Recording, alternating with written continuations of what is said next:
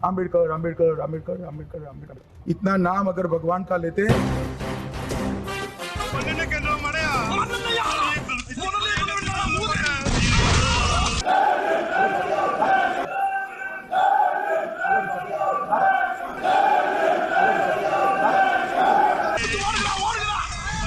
அம்பேத்கரை அவமதிக்கும் விதத்தில் பேசிய உள்துறை அமைச்சர் அமித்ஷா உடனடியாக பதவி விலக வேண்டும் என்ற கோஷம் விட்டார்கள். உள்துறை அமைச்சர் அமித்ஷா ஒருபோதும் கொஞ்ச நேரத்துல டீக்கடை ஆக்கி இந்த ஊரை போர்க்களம் ஆக்கிட்டாங்களே. ஆனா அண்ணனா இருந்தாலும் தம்பியா இருந்தாலும் நாயன் தாண்டா. நாயன் தாண்டா எப்பவுமே ஜெயிக்கும். நமக்குள்ள வாதி கோச்சு விடுமாமா. ஏதாவது பொண்ணு பொறுத்து வயசுக்கு வந்திருக்க அதை கட்டி கட்டுவா. நல்லா மாட்டிக்கிட்டேன். இந்த ஆளுங்க இருப்பான்னு தெரிஞ்சிருந்தா அடுத்த ஊர்ல இறங்கி நடந்தே வந்திருப்பேன். சின்ன தம்பி பெரிய வீட்டுக்கு போயிட்டியா? போகாதேன்னு சொல்லி போயிட்டே இல்ல.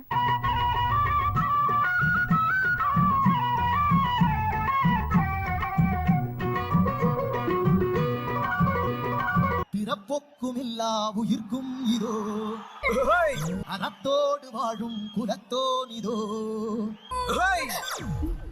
தமிழ்த்தாயின் பிள்ளை தலைச்சன் இதோ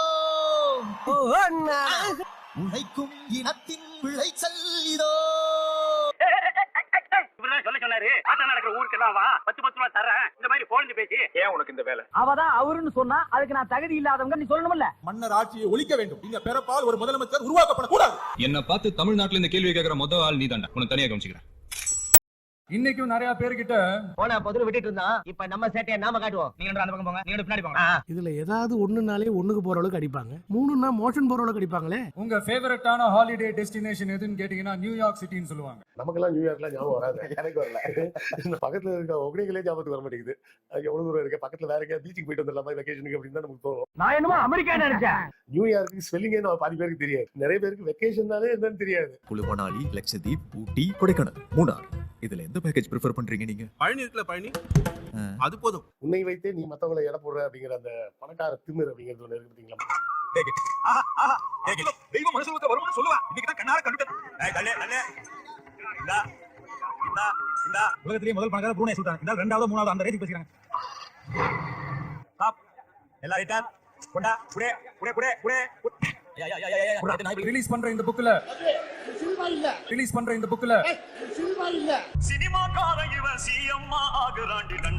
எனக்கு ஒரு டவுட்டுங்க. எந்த வியாபாரம் ஆரம்பிச்சாலும் நீ சந்தேகமாவே கேக்குற. தெரியாம தான் கேக்குறேன். அதுல என்ன சந்தேகம்? இன்னைக்கு திரு அம்பேத்கர் அம்பேத்கர் கொஞ்சம் இடம் கொடுத்தா நெஞ்சில் சொல்லி ஆரம்பிச்சேன். அந்த அளவுக்கு நீ தகுதியானவனா?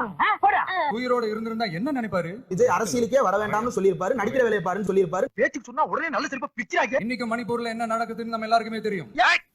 எனக்கு தெரியும், உனக்கு தெரியுமா தெரியாதன்றதான் என்னோட கேள்வி. தம்பி பிளாஷ்பேக் தானே? சிறுபான்மை பெரும்பான்மைன்னு ஒரு பிரிவினை பைட்ட காட்டி ஒரு ஃபுல் டைம் சீனை போடுறது ஒரு வேலையா போச்சு. பெரும்பான்மையாக இருக்கிற சமூகம் தான் சிறுபான்மை இஸ்லாமியர்கள் கிறிஸ்தவர்களால் அபாயத்துக்கு உள்ளாகி இருக்கிறது என்று சொல்லி சிறுபான்மை மக்கள் மீது, குறிப்பாக இஸ்லாமியர்கள், கிறிஸ்தவர்கள், தலித் மக்கள் மீது ஒரு 10 ஆண்டுகள் கொடூரமான தாக்குதல்கள், படுகொலைகள் இதெல்லாம் நடந்துட்டு இருக்குது. அதை பத்தி இந்த ஆள் எப்போது பேசியிருக்கிறாரு? அதை பத்தி ஏதாவது தெரியுமா? இல்ல நான் தெரியாம தான் கேக்குறேன். தெரிஞ்சா பேசி, இல்லாட்டி சும்மா இருக்கு. அவங்க பாத்துட்டோம்னா நீங்க பாயாசமா? என்னடா சொன்ன? மணிப்பூர்ல இருந்து காஷ்மீர் வரை இந்த நாட்டுல என்ன நடக்குது? அது பாகிஸ்தான், நீ பாயாசமா அப்படின்னு கேக்குறாங்கன்னா இது என்ன பஞ்ச் டயலாகா? ஏதாவது அறிவு இருக்குதா? இதை யாராவது கேள்வி கேட்கறாங்களா எனக்கு தெரியல. அவங்க பாசிசம் என்றால் நீங்க பாயாசமா என்று கேட்கிறார். ஏன் உனக்கு இந்த வேலை? இப்படி ஒரு ஆள் பேசலாம் அப்படின்னு சொன்னாக்கா எடப்பாடி கூட இவ்வளவு கேவலமா பேச மாட்டாங்க. எடப்பாடியோட கேவலமான ஜென்மம். பாசிச எதிர்ப்பு ஒரு பெரிய விஷயம் இல்லை என்று சொல்வதாக எடுத்துக் கொள்ளலாம். தமிழ்நாட்டை பொறுத்தவரையில், இந்தியாவை பொறுத்தவரையில் பாசிச எதிர்ப்பு என்றாலே பாஜக எதிர்ப்பு தான், சங் பரிவார் எதிர்ப்பு தான். ஆகவே பாஜக எதிர்ப்பில் அவர் உறுதியாக இல்லை என்பதை அவருடைய உரை முழுவதும் நம்மால் உணர முடிகிறது. சோலி முடிச்சு. ஆஹா சூனா போனா ஒவ்வொருத்தருக்கு வேகத்தை பார்த்தோம்னா அவன் அருமை பெருமைக்கு ஆபத்து வந்துரும் போல் இருக்கிறா. ஆனா அதை பத்தி கொஞ்சம் கூட என்னமா கீழ சத்தம் பேசிக்கிட்டீங்க மாமா. மெதுவா பேசுங்க. அதை கண்டுக்காம ஒரு அரசு மேல இருந்து நம்மள ஆண்டுகிட்டு இருக்கு. அப்படி பேசுங்க. நம்ம தமிழ்நாட்டுல வேங்கை வயல்னு ஒரு ஊர்ல என்ன நடந்துச்சுன்னு நம்ம எல்லாருக்குமே தெரியும்.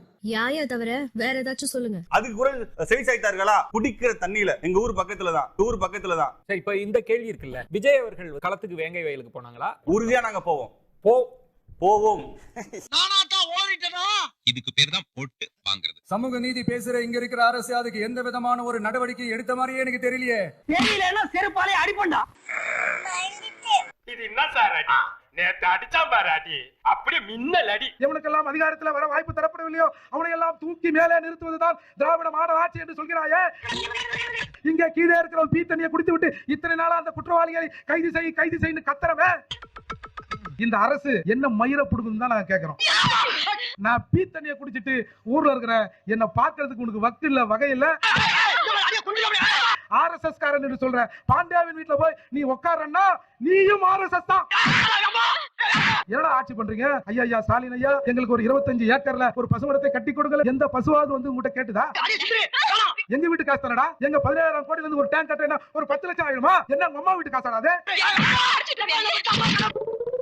இல்ல நில்லுடா டேய் டேய், சொன்னா கேளு நில்லுடா.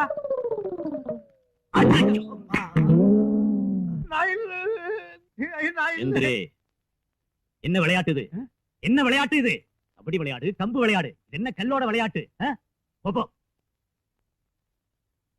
மீண்டும் சந்திக்கும் வரை உங்களிடமிருந்து விடை பெறுவது உங்கள் நண்பன்.